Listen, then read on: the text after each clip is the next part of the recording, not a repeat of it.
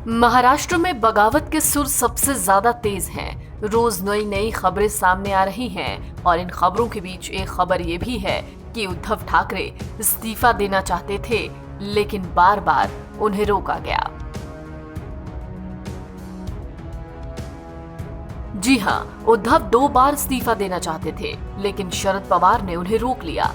कहा जा रहा है हाल ही में जब उद्धव ने सोशल मीडिया पर आकर संबोधन किया, वो भी फेसबुक लाइव के जरिए, वो उस समय इस्तीफा देना चाहते थे।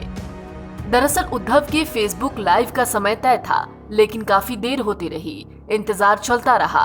उस दिन भी कहा जा रहा था कि हो सकता है उद्धव सोशल मीडिया पर संबोधन के दौरान इस्तीफे का ऐलान कर दें, लेकिन ऐसा हुआ नहीं। भले ही देर से उद्धव का संबोधन सोशल मीडिया पर हुआ, लेकिन उस दिन उन्होंने इस्तीफे का कोई ऐलान नहीं किया। वहीं शिंदे गुट के विधायक दीपक केसरकर ने कहा है कि शिवसेना और बीजेपी की सरकार चाहते हैं वो। प्रदेश में बेहतर सरकार बनेगी तो बेहतर काम होगा।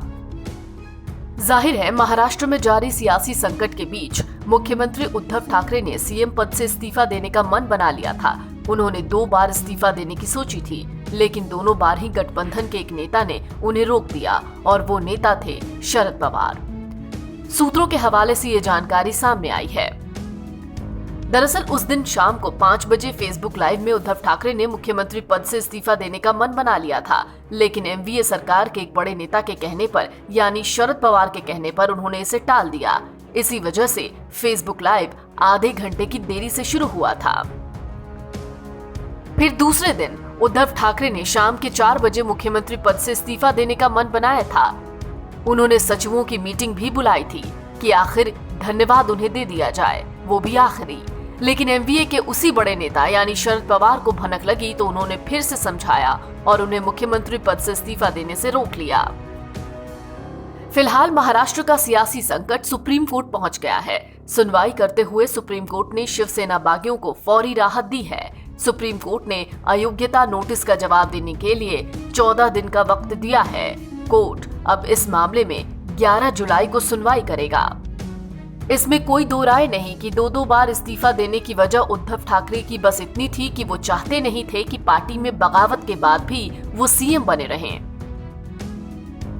इसलिए उन्होंने 21 और 22 जून को ही कुर्सी छोड़ने का मन बना लिया था, लेकिन शरद पवार ने उन्हें समझाया और वो कामयाब रहे। नतीजा ये हुआ कि वो अभी भी सीएम पद पर हैं और उन्होंने इस्तीफा नहीं दिया है।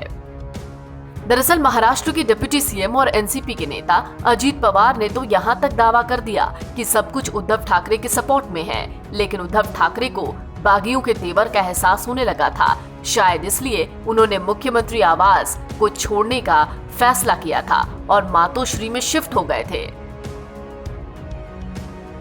फिलहाल एकनाथ शिंदे गुट अपनी रणनीति बनाने में जुटा है, वहीं बीजेपी की सियासी घटनाक्रम पर पूरी नजर है।